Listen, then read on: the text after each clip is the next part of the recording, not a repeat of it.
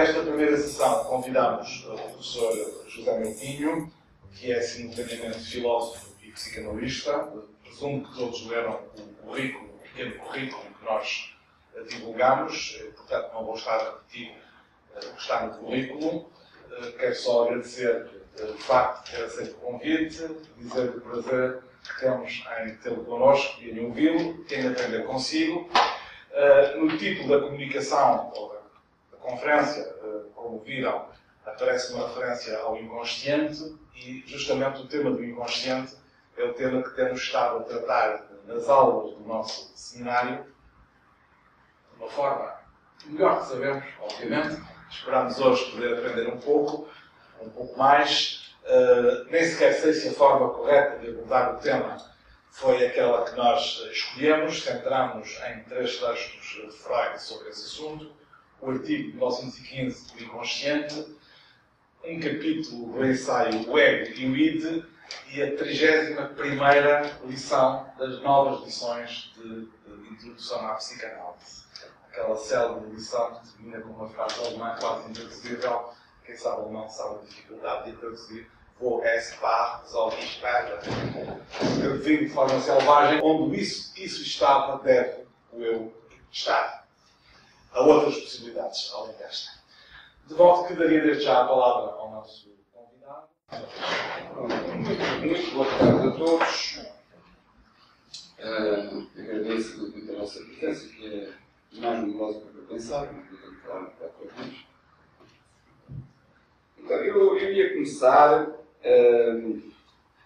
aqui falando-vos do modo como eu entendi este convite que foi feito, porque eu nem cheguei a falar pessoalmente com o professor Brujão, trocámos uns e-mails, como parece estar, e bastante sintéticos, mas acho que foi isso, nós não chegámos a falar, mas não pessoalmente, não me recordo até mas eu percebi que, enfim, que parece-me normal, na área da filosofia, que havia aqui um interesse de interrogação sobre o que é pensar, o que é o pensamento. E que é normal para os amigos da sabedoria, pensamento da sabedoria, filósofos. O João disse que eu também fiz alguns cursos de filosofia, que me consideram filósofos. Andei por lá. Pensei que é normal que nos interroguemos, por exemplo, com Heidegger, sobre o que significa pensar. Não sei se vocês conhecem esse texto, Heidegger diz coisas surpreendentes. Por exemplo, que a ciência não pensa. Mas, independentemente desta interrogação sobre o que significa pensar, sobre o pensamento, pareceu-me também que havia uma dúvida, ou não, sobre se o pensamento tem de ser forçosamente consciente. Ou seja, se não há pensamentos inconscientes. Em todo caso, esta dúvida apresenta-se mesmo, ou apresentou-se muitas vezes na filosofia como uma resistência. Os filósofos, a citar vários nomes, têm tendência, não é, a resistir não só ao conceito de inconsciente, mas mais ainda a ideia que possam haver pensamentos inconscientes. Bom, então, a partir destes dois problemas, é pensar se há ou não há pensamentos inconscientes, se há, como é que isso funciona, o que é que isso traz de novo, eu decidi começar por vos lembrar, porque a princípio vocês devem conhecer estas coisas, como é que a questão do pensamento se coloca aos modernos. Usando por convenção, fechamos os tempos modernos, não se passa hoje aqui e agora, mas qualquer coisa começou no século XVII. E, digamos, mais precisamente, como é que se coloca a questão do pensamento a partir de Descartes.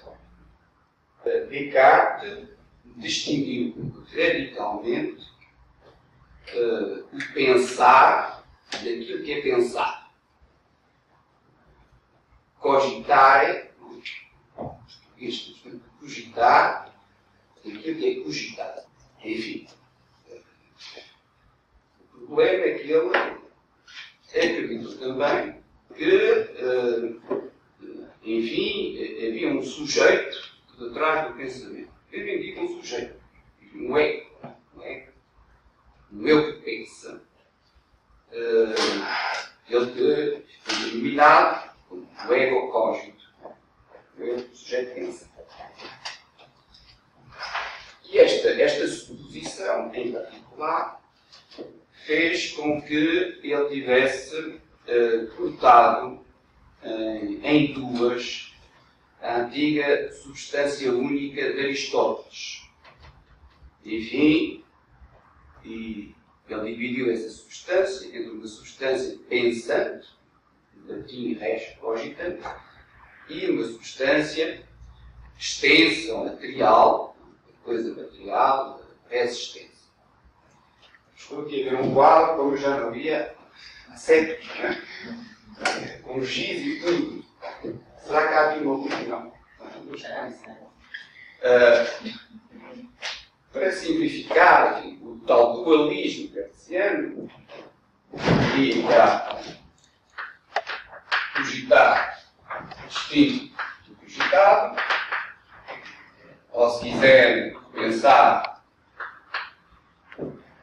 distinto do pensado,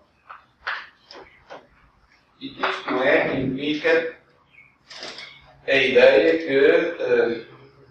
que há um ego cógito que isto distingue uma substância, uma res cogitans, uma res extensa. O princípio do dualismo cartesiano, mas digamos que esta bipolaridade, a lista destas bipolaridades decorrentes desta separação é extensa. Por exemplo, podemos pôr aqui deste lado a alma, deste lado o corpo, deste lado a mente, deste lado a matéria. Acho que tudo aqui mais alguma coisa no meu. A consciência, o mundo e, eventualmente, o sujeito e o objeto, sobretudo ao nível daquilo que é sujeito e objeto na teoria do conhecimento, o sujeito que conhece, o objeto que ele conhece. Ou seja, que esta pequena brincadeira filosófica, enfim, não quero entrar aqui no pormenor, mas chegar a isto não foi fácil. Não é? Foi mesmo uma viragem radical da história da filosofia. Mas depois, o que se programa são estas oposições que vão ser de modo a organizar muito daquilo que nós dizemos e pensamos a partir daqui. Porque o debate com Descartes, com o pensamento de Descartes, a obra de Descartes, é um debate atual. Ele está longe de estar acabado. Mesmo os chamados pós-modernos, que sonharam em ultrapassar essa modalidade cartesiana, já se retraíram. Agora já não se chamam pós-modernos, outras coisas, mas não saíram desta problemática. Ou seja, que este debate existe não só na filosofia, que naturalmente nos interessa em particular, ele existe também na psicologia. José aqui psicólogo. Ele existe também nas ciências cognitivas. Eu penso que vocês possivelmente já falaram. E ele existe hoje, eu diria, com uma importância especial na neurobiologia, em particular o que se chama a neurobiologia da mente. Ou seja, que muito daquilo que foi o pensamento aquilo que foi a psicologia está hoje a ser subsumido pela neurobiologia da mente. Ou seja, uma disciplina cheia de promessas, com um grande futuro, muito é o que eu desejo. Mas, por exemplo, na área da psicologia, onde eu ensino os psicólogos que tinham uma formação que é uma data recente, inspirada por um certo tipo de psicologia científica experimental, que se chama psicologia cognitiva comportamental, hoje em dia eles estão todos a ir para a neuropsicologia. As áreas ligadas à neuropsicologia, não é? Que parecem ser o futuro da psicologia. Ora, a partir deste dado, eu não quero estar apenas a falar do passado, a psicanálise não morreu, ela está viva e nascida, mesmo se nós não vamos por ela, mas a partir destes dados, eu diria, não é que hoje há um postulado e duas teses que seguem esse postulado no campo da neurobiologia da mente. Postulado que até já foi parte de uma canção, digo em inglês, porque estas coisas em inglês indicam logo onde é que isso vem, muitas vezes, não é? No brain, never mind. É preciso traduzir? Toda a gente fala inglês. Ou seja, se não houver cérebro, não há mente. Bom, eu estou aqui na Universidade Católica, não conheço os meus auditores, mas, evidentemente, nós acreditamos em Deus, em imortalidade da alma. Isto parece-me uma fantasia. Não basta acreditar em Deus para acreditar na imortalidade da alma. Isto quer dizer que as almas andam por aí. Isto não é um problema científico. Os cientistas ainda não deram conta nem se dedicaram a este tipo de problema. Ou seja, eu vou deixar aqui de lado todos aqueles que continuam a acreditar, não é todos aqueles, os argumentos que vão nesse sentido, de acreditar na imortalidade da alma, na existência de qualquer éter ou sopro divino. Coisa mais ou menos é técnica. Vamos, cinjo apenas àquilo que diz hoje a neurobiologia da alma, assim. E então, a partir de Descartes e deste postulado moderno, atual, existem duas teses maiores. Uma que diz, está bem, no brain, never mind, mas brain is not mind. Cérebro não é. Temos que distinguir isso. Eu até costumo dizer aos meus alunos em psicologia, vocês têm interesse em defender esta tese. Se vocês dizem que a mente, o psiquismo, é cerebral, então deixem a psicologia, vão fazer a neurologia. Vale a pena estarem se interessados em uma coisa que não existe. Mas, mesmo no campo da neurobiologia, da mente, há quem diga isso, que nós temos que distinguir o cérebro da mente. Não é a mesma coisa. Estes são os cartesianos. Estes são os que defendem o dualismo, digamos, do corpo e da alma, da mente e da matéria neural. E podia dar os nomes, enfim, os mais célebres, certo Fodor, esse reivindica mesmo, é o título de neocartesiano. Não há dúvida que ele defende esta ideia, ainda que com um vocabulário mais atual, fala, por exemplo, do cérebro ser uma espécie de máquina, de hardware, não é? E que o psiquismo seria apenas um software, enfim, que só poderia funcionar, enfim, que é diferente do hardware, mas que poderia apenas funcionar dentro de uma maquinaria qualquer. Eventualmente, com estas metáforas do cérebro computador. Então temos os cartesianos, o domínio da neurobiologia e da influência que isto tem sobre as reflexões filosóficas, também. E depois temos os anticartesianos, ou seja, Descartes continua a ser crucial. Os anticartesianos, enfim, não são dualistas, mas são monistas. Acreditam outra vez numa única substância. E o que é que isso significa? É que, efetivamente, para eles, mind is brain. Ou seja, que não há nada das atividades mentais, inclusive aquelas que estão ligadas às etapas mais elevadas da consciência, como é a consciência social e moral, que não se explique, ou hoje ou amanhã, pela neurobiologia. E por isso não há que distinguir o corpo e a alma, não há que distinguir hardware e software, é a mesma substância. O exemplo mais célebre desta tese é do nosso patriota António Damasio, que tem de pé juntos, tornou-se de modo mundialmente célebre, menos fora dos seus laboratórios, foi um livro intitulado O Erro de Descartes. Ou seja, que Descartes continua aqui como uma chameira nesta discussão.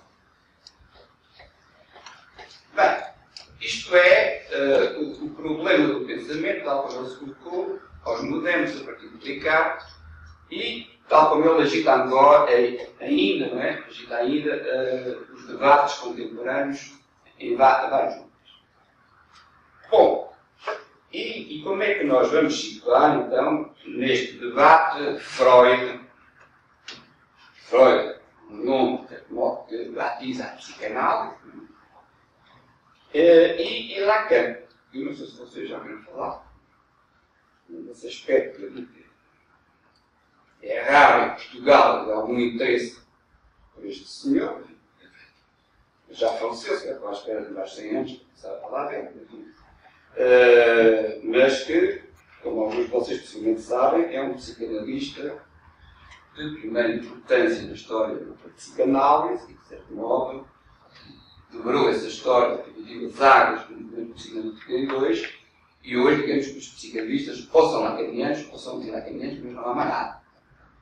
Qualquer coisa desta ordem. E a leitura que Lacan fez, de Freud, vamos falar de algumas coisas, é absolutamente crucial para, por exemplo, entrar neste debate. Vocês vão ter esta discussão com outros tipos de psicanalistas. Não temos a orientação lacaniana, depois entramos um bocadinho nisso. Então, para vos dizer como é que eu introduzo Freud neste debate, eu vou apenas me referir, não àqueles textos que o Sr. João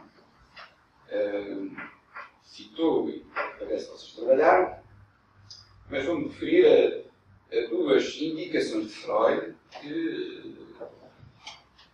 que ele dá antes mesmo daquilo que é, digamos, a data de nascimento da psicanálise.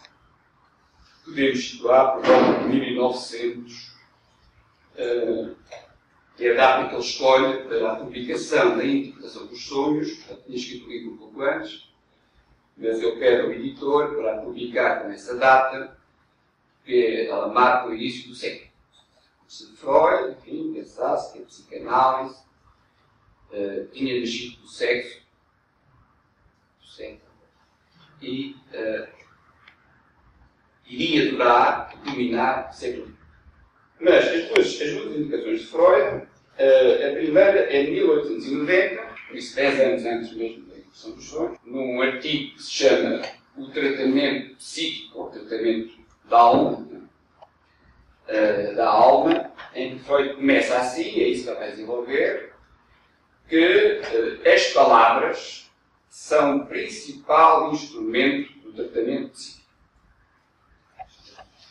Toda a panóplia de instrumentos, todas as metodologias que se possam utilizar para aquilo que seria esse tratamento psíquico, a palavra é predominante. Com a palavra foi. E, 5 anos mais tarde, em 1855, no momento em que ele se afasta definitivamente daquilo que ele era, mesmo do ponto de vista da sua formação académica, e o que é que ele era? Era um médico e um cientista. Foi assim que ele foi formado, um médico e um cientista. ele afasta-se definitivamente disso. Porquê? Porque ele nunca mais pratica a medicina e ele nunca mais faz a investigação em laboratórios de neurofisiologia. Deixou completamente isso. Mas ele afasta-se também, enfim, daquilo que são as diferentes psicoterapias, não é da época, mas as terapias da alma, da mente, do espírito, que ele praticou até então. A hipnose, a sugestão, a tarde. Bom.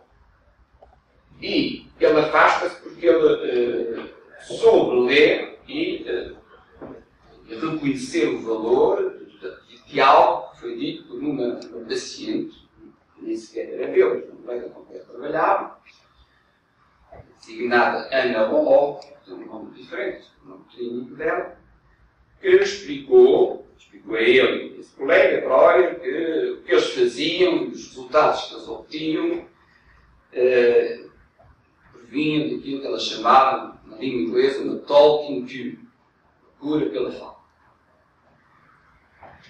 E Freud não foi de imediato, mas algum tempo depois ele tirou, Freud afastou-se, por várias razões, mas Freud tirou as devidas conclusões e, a partir daí, a psicanálise começou a ser uma talking cure. Ele instalou-se como psicanalista, ou seja, como alguém que fazia falar as pessoas, não é? Estava lá, sobretudo, para as escutar, e tudo aquilo que era a prática médica, terapêutica anterior, como a investigação, ficou de lado. O laboratório mudou, instalou o seu laboratório no seu conceito. É aí que deveria desenvolver isto muito mais, porque vocês entenderem melhor, mas enfim, só para terem esse. Mas isto dizer simplesmente que estas duas indicações, não é? As palavras, que são o principal instrumento da psicanálise, a prática da psicanálise, é uma cura pela fala. Isto é suficiente para perceber que Freud introduz neste dualismo um terceiro termo, que é a palavra. Se quisermos, não é? A palavra tem o domínio, temos a alma e temos o corpo. Se quiseres, o psiquismo, quer seja ao nível do que eu chamo o aparelho psíquico, como é que isso se organiza, quer seja ao nível do funcionamento mental, e temos o corpo, que é uma coisa complexa,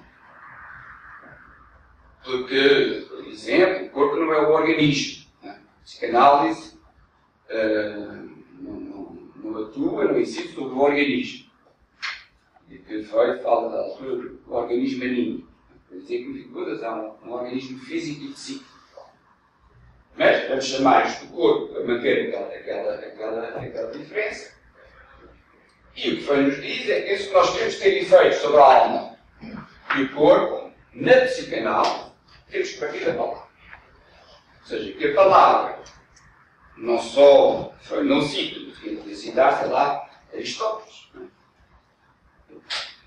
Dizia, não é, que a diferença específica do género humano é precisamente a linguagem. O logos, o mais vasto, enfim. Ou seja, aquilo que caracteriza o homem de ser um animal, certamente, mas um animal contra a natura, esquisito, bizarro, que fala, é o único que fala. Fala e é falado pelos outros. E que é por isso que se organiza politicamente, etc. Pode fazer filosofia, medicina, outras coisas. Mas se não houvesse isto, não. Ou seja, Freud não diz as coisas assim. Quer dizer, que a palavra é constituinte do próprio ser ou da existência humana, não do animal. O animal constitui-se de outra maneira. Mas aquilo que nós, na filologia, na fenomenologia, há essa diferença entre a vida e a existência. Por exemplo, a vida e o ser são coisas diferentes. A vida é um fenómeno, enfim, comum a todos os seres. Ser ou existir, de certo modo, só o homem existe, ou é? Bom. E o que Freud nos diz é que o ser humano, enfim, a natureza humana, a condução humana, depende precisamente da palavra. Se ele conta com a palavra, não só para a abordagem da natureza humana, e o que é essa natureza? É uma natureza, digamos, cultural, histórica, etc. Deixemos isso por enquanto. Ele conta com a palavra na sua teoria do aparelho psíquico. Aliás, a primeira abordagem foi às questões do psiquismo, que tem a ver com as afasias, perturbações da linguagem. Ele utiliza a expressão aparelho da linguagem, não aparelho psíquico. Mas ele conta com a palavra, e sobretudo com a palavra neste momento, para o que ele chama curar. Não é ele que chama, foi o paciente. Começou a sentir um alívio, melhoras. Para curar, em todo caso, digamos, para transformar as representações que afetam os pacientes, os seres humanos, até o seu mais íntimo e até aquilo que, de certo modo, permanece mais oculto no ser humano. Este mais íntimo é o que foi a chamar o inconsciente. E o que é que ele diz do inconsciente, precisamente por ser da impressão dos sonhos? Ele diz que são pensamentos. Não são os pensamentos cartesianos, mas são pensamentos, não é? Que ele diz que se desenvolvem, ele utiliza uma expressão do Fechner, numa outra cena do psiquismo, precisamente que não a consciência. E são pensamentos que escapam à consciência, à vontade, à intencionalidade, devidamente associados à inconsciência. Ou seja, o pensamento inconsciente, ou seja, que é através destes pensamentos inconscientes que se produzem, que ele chama as fundações do inconsciente, e é isso que ele apresenta no primeiro momento, o sonho, o lapso, o ato falho.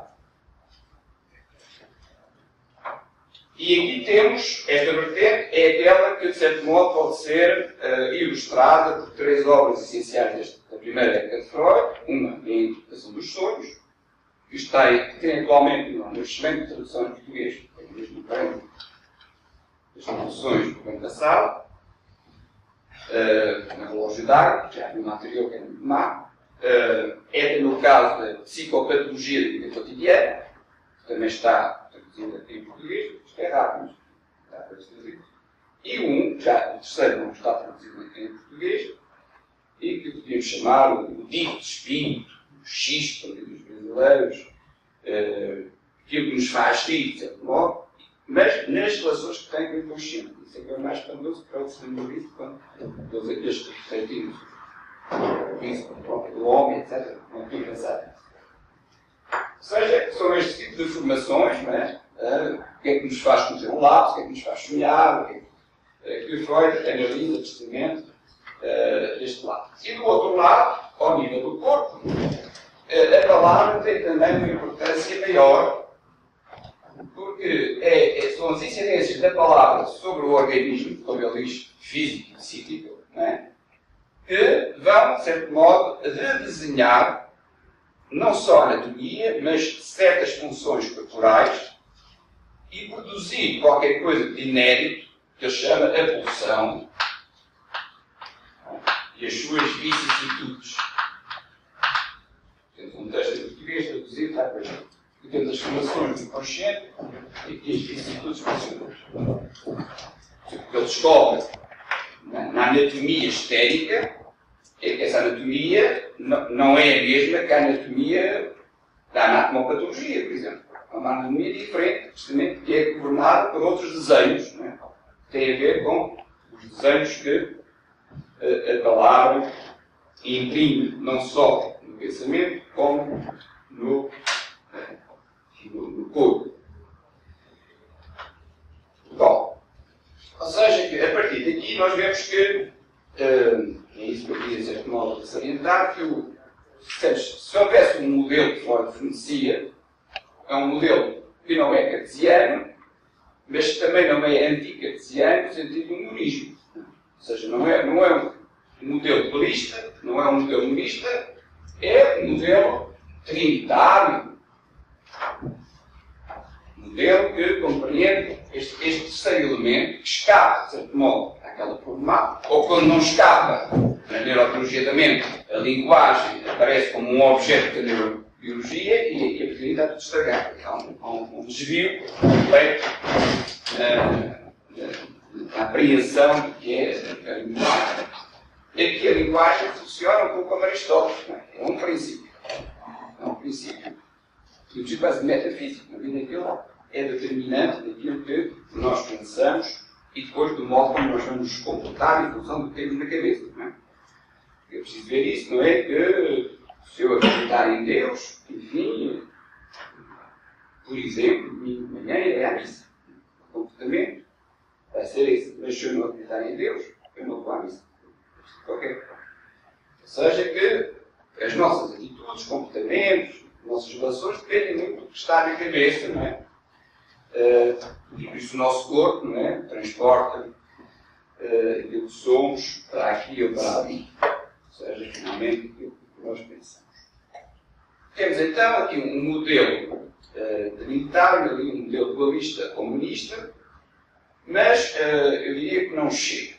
E é isto que, de certo modo, é uma das coisas que Lacan trouxe para a psicanálise, não fugindo a Freud, mas, como ele diz, voltando a Freud, não para ficar parado em Freud, mas para partir daí, porque os psicanalistas da época já nem sequer viam Freud, ouviam um pouco Freud, é que há um resto.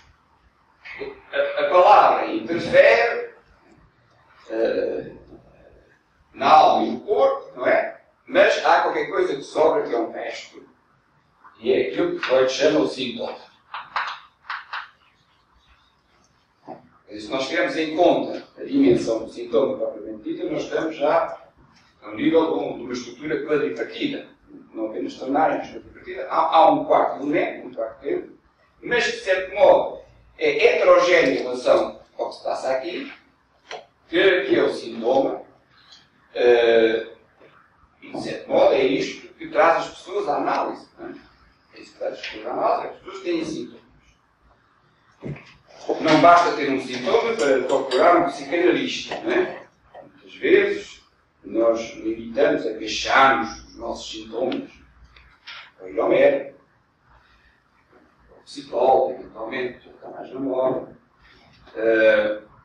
Outras vezes ficamos sozinhos com os nossos sintomas, afastamos dos outros. Mas o que acontece também geralmente é que os nossos sintomas atrapalham-nos. Atrapalham-nos a vida. Nós não sabemos como lidar com eles. Atrapalham-nos mais ou menos. Mas há sintomas que atrapalham muito a vida. Podem levar, por exemplo, ao suicídio, por exemplo. Há outros que nos fazem, por exemplo, lavar as mãos todos os 5 minutos. Isso não faz o quê? Outros que nos permitem ir aqui fora, porque há ali um animal que nós temos medo. Bom, ou seja, há inúmeros sintomas que nos atrapalham a vida. E, no fim de contas, é como se qualquer coisa estivesse imiscuído na lógica dos nossos pensamentos conscientes, racionais, uma fobia. Né? Fobia de um animal não faz mal a ninguém. Né? Há psicólogos que até dizem assim, queres ver como não faz mal a ninguém, chega cá ao pé do cãozinho, faz-me uma festinha, então que morre. De facto, o animal não faz mal a ninguém nessa objetividade, mas há qualquer coisa ao nível do pensamento, provocando angústia, pânico, etc. Fuga, né? não se pode aproximar de um tal animal. Mas eu primeiro queria voltar ao problema inicial, mas já que eu falei de Lacan, eu diria o seguinte, só para simplificar as coisas. No início dos anos 50, que é o ano em que ele começa, que eu chamo o seu verdadeiro ensino, e ele quer dizer o seu verdadeiro ensino como psicanalista, porque ele antes era sobretudo um psiquiatra, e alguém que conhecia, se relacionava e se interessava pelos artistas, pelos realistas, mas também pelos filósofos, ciência, ocultia, até, mas não sei isso. É alguém que, no início dos anos 50, um pouco também depois de ler Claude Lévi-Strauss, fundador da antropologia moderna, estrutural, ele diz o seguinte, que para se entender o fenómeno humano, para se entender alguma coisa do fenómeno humano, Mas também, para se entender alguma coisa da psicanálise, convinha que nós relacionássemos cada objeto, cada acontecimento, com 3 dimensões, que ele chama o imaginário, o simbólico e o real.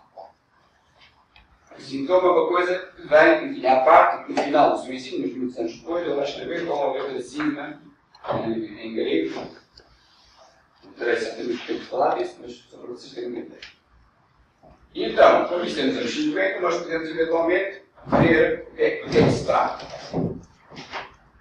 A dimensão do imaginário, precisamente, é lá onde ele coloca o pensamento e o corpo, a alma e o corpo. O monismo e o dualismo funcionam ao nível do imaginário. O que é o imaginário? O imaginário, podemos dizer que é a relação que cada um de nós, enfim, o ser humano, tem com as imagens. Com as imagens que já existem, com as imagens que se formam,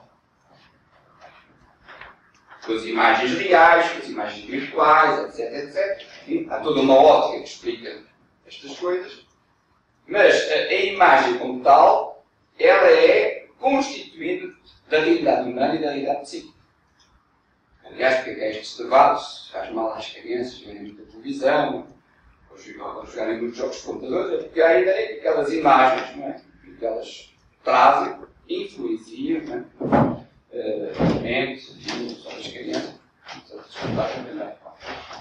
Ou seja, a questão do pensamento, para Lacan, é da ordem do imaginário.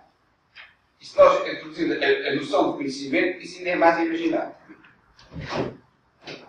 Nós, este ano, estamos a trabalhar no nosso grupo, no seminário, em que ele fala da metáfora